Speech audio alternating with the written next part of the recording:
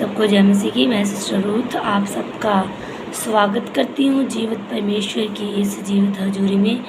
तो आइए हम परमेश्वर के वचन से पढ़ेंगे रोमियो की किताब उसका 3 अध्याय उसकी हम 9 आयत से पढ़ेंगे। परमेश्वर का वचन आज हमसे क्या बात करा और परमेश्वर हमें क्या सिखाना चाहता है। तो आइए हम सब मिलकर इस वचन को पढ़ेंगे और मैं आशा करती हूँ कि इस वचन के पढ़ने पर और आपको सुनने पर परमेश्वर ब्लेस करे। और आइए हम सब मिलकर परमेश्वर के वचन को पढ़ेंगे। क्या हम उससे अच्छे हैं? नहीं, क्योंकि हम यहूदी और यूनानी दोनों पर दोष लगा चुके हैं कि वह सब के सब पाप के वश में है। जैसा लिखा है, कोई भी धर्मी नहीं, एक भी धर्मी नहीं, कोई भी समझदार नहीं, एक भी समझदार नहीं, कोई भी परमेश्वर का खोजने वाला नहीं। सब के सब भटके हुए हैं, सब के सब निकम्मे बन गए हैं। कोई भी बुराई करने वाला नहीं, एक भी बुराई करने वाला नहीं। उनका गला खुली हुई कब्र है। उन्होंने अपनी जीभ से छल किया है। उनके होठों में सांप का विषय है। हालेलुया। देखिए परमेश्वर साफ और कितना सच्चा वचन है परमेश्वर का हमें वचन ये सिखा रहा है।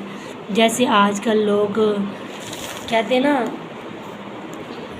जो लोग चर्च में जाने लग जाते हैं या थोड़ा अच्छे दिखाने लग जाते हैं अपने आप को, तो वो दूसरे को क्या करते हैं, दूसरों पे दोष लगाते हैं। तू तो ऐसा है, तू तो वैसा है, तेरा तो ये देखा है मैंने, तेरा तो वो देखा है मैंने। और कहते हैं ना, परमेश्वर के वचन में लिखा है कि जब तो अपनी आँख में लट्ठा तो निकाल नहीं रहा, अपनी भाई की आँख में लट्ठा ढूंढ रहा है।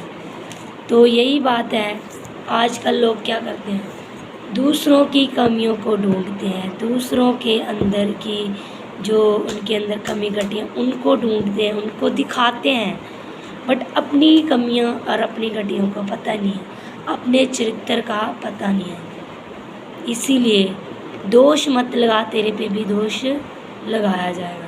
ये मैं नहीं कह रही, ये प्रभु का वचन कह रहा है कि एक भी धर्मी नहीं, कोई भी धर्मी नहीं, सब के सब पापी है, सब के सब परमेश्वर की महिमा से रहित हैं। कोई भी परमेश्वर की आज्ञा को पूरा करने वाला नहीं है। और ख़ास कर आजकल के ज़माने में कोई भी धर्मी नहीं है, सब के सब पापी है। कोई ना कोई तो पाप करता ही है। और इंसान से तो हम छुपा सकते हैं, पर उस परमेश्वर से हम कुछ नहीं छुपा सकते। वो हृदय और गुर्दों को जांचने वाला परमेश्वर है। वो दिल की गहराइयों को जानता है। हमारे सोचने से पहले उसे पता होता है कि हम क्या सोच रहे हैं, क्या करने वाले हैं। तो हमें किसी पर दोष नहीं लगाना, हमें किसी को निकम्मा नहीं बोलना है, हमें किसी के लिए बुरी वर्ड नहीं बोलने अपने मुंह से कि तू ऐसा है, तू वैसा है। क्योंकि ये परमेश्वर का वचन कह रहा है कि जो ऐसे वर्ड बोलते हैं उनका गला क्या है, एक खुली हुई कब्र के समान है, जो फटता इतना है। वैसे तो चर्च में आएंगे, बहुत ऊंचा प्रार्थना करेंगे, ऊंची गवाहियाँ देंगे, और घर में जाके देखो तो इतनी लंबी बाजू निकाल कर लड़ती हैं, लड़ाई झगड़ा करती हैं, इतना बड़ी गाली गलौज करती हैं। तब उनकी भक्ति, तब उनका वो अच्छापन कहाँ जाता है। ये मैं नहीं कह रही, परमेश्वर का वचन कह रहा है। तो परमेश्वर का वचन हमें यही कह रहा है कि जैसे तुम बाहर से हो वैसे तुम अंदर से भी होने चाहिए, और जैसे तुम अंदर से हो वैसे तुम बाहर से भी हो। हमें दिखावटी जो पहनावा है ना, दिखावटी हमारा रूप है ना, जो वो परमेश्वर को बिल्कुल भी पसंद नहीं है। तो हमें किसी पे दोष नहीं लगाना। पलटा लेने वाला खुदा है, अन्याय करने वाला खुदा है। तो इसलिए अपने मुंह को बंद करते हुए परमेश्वर के आगे प्रार्थना करनी है अपने लिए और अपने पड़ोसियों के लिए। जो लोग पाप में डूबे पड़े हैं उनके लिए प्रार्थना करनी है। परमेश्वर को बुद्धि और समझ का आत्मा दे, यही बोलना है, क्योंकि हम किसी पे उंगली उठाने वाले नहीं हो सकते, क्योंकि हम खुद भी इतने साफ नहीं होते कि हम दूसरों पे उंगली उठा सकें। हम इतने पवित्र नहीं हैं कि हम किसी पे दोष लगाएं।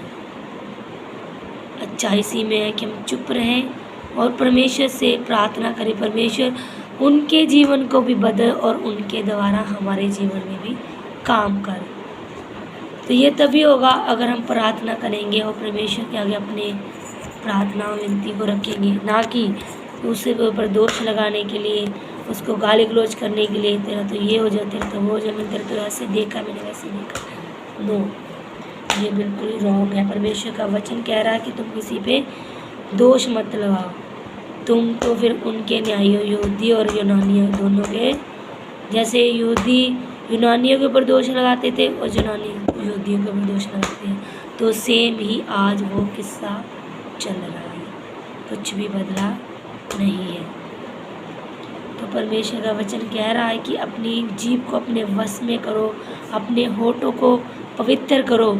जो तुम्हारे होठ हैं ये सांप का जिनमें विष है। कहते हैं ना कि जो मारता है, मारने वाले का हाथ तो पकड़ा जाता है, पर जो बोलने वाला इंसान होता है, जो अपने वर्ड मुंह से जुबान से बोल देता है ना इंसान, वो मारने से ज़्यादा असर करता है। इंसान के दिल पे कोई ऐसी बात लग जाती है कि वो क्या करता है, अपने आप को दोषी ठहराता है और अपने आप को रोता है, बिलखता है, किसी ने तो मेरी इतनी बेइज्जती कर दी, सबके सामने मेरी ये कर दी, वो कर दी, है ना। तो हमारे कारण किसी को दुख पहुँचे या किसी को चोट पहुँचे तो ये अच्छी बात नहीं है।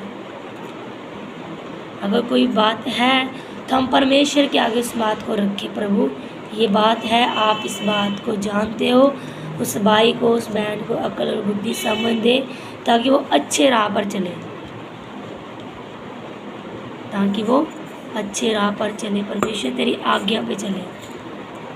क्योंकि परमेश्वर ने कहा है तुम्हें कुछ भी नहीं बोलना, पलटा लेने वाला मैं हूँ, सब कुछ देखने वाला मैं हूँ, मैं ही हूँ जिसने ज़मीन आसमान और इंसान को रचा है। तो परमेश्वर ही है जो हमारा सब कुछ जानता है। हमारे अंदर इतनी लियाकत नहीं है कि हम किसी के ऊपर दोष लगा सकें, किसी का न्याय कर सकें।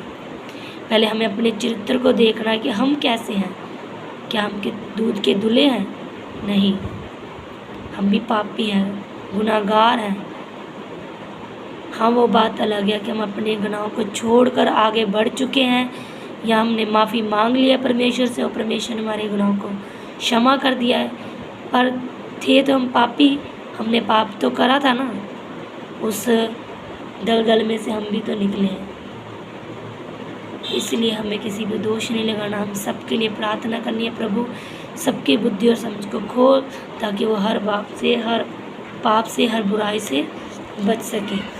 तो मैं आशा करती हूँ कि प्रभु के वचन के पढ़े और सुने जाने पर आप सबको आशीष मिले और इस बात के आपको समझ आ चुकी होगी कि आप किसी पे दोष नहीं लगाएंगे, प्रभु के आगे उस विषय को रखेंगे, उसके लिए प्रार्थना करेंगे, उस बहन के लिए, उस भाई के लिए, उस बच्चे के लिए जिसके ऊपर आपको अगर कोई डाउट है, अगर आपके दिल में कोई शंका है, तो वो प्रभु ही सब कुछ ठीक करने वाला परमेश्वर है। तो मैं आशा करती हूँ इस वचन के द्वारा प्रभु आपको ब्लेस करें। God bless you all. सबको जय।